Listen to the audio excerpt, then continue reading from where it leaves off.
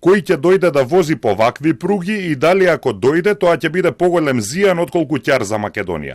Овие дилеми ги отвори поранешниот директор на Македонски железници Никола Димитровски во утринската програма на Телма. Од почетокот на годинава стартуваше либерализацијата на железничкиот товарен сообраќај, па ќе може да влезат и други фирми кои ќе и конкурираат на државната компанија Македонски железници Транспорт. Неколку компании од регионот веќе изразиле интерес. Досега возовите на секоја граница менуваа локомотива, сега ќе може истиот воз да продолжи и преку границите. Димитровски вели дека е прашање дали трасата низ Македонија ќе биде атрактивна за превоз на стоки од Грција кон Централна Европа или превозниците ќе изберат да возат низ Бугарија.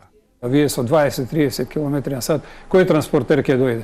Локомотивата да му вози него со 20 км на час, колку време ќе ја ангажира, а во тоа време може да направи други 3 или 4 превози со брзина од 80-100 км на сат.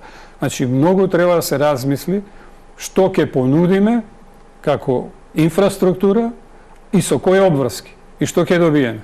Македонски железници и инфраструктура, фирмата која управува со пругите, планира годинава да заработи 98 милиони денари или скоро 1,6 милиони евра за користење на пругите од други превозници кои очекува да влезат во железничкиот товарен сообраќај. Димитровски предупредува дека тој ќар може да се претвори во зијан. Ако вас ви е пругата затворена или возите со 20-30 км на сат, а сте декларирале дека ќе возите со 60, 70, 80, тоа некој треба го плати.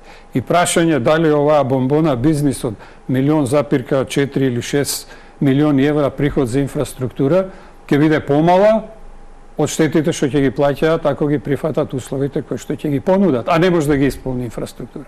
Поради оштетување на железничкиот мост на Црна река кај Стоби, железничкиот сообраќај беше во прекин. Патниците од возовите се преместуваа во автобуси, а стоките во камиони. Македонски железници и инфраструктура денеска соопшти дека мостот е саниран, а утре ќе се изврши пробно оптоварување. Ако се е во ред, ќе биде пуштен за употреба во попладневните часови. Допрва ќе се пресметуваат штетите од застојот од 52 дена во железничкиот сообраќај.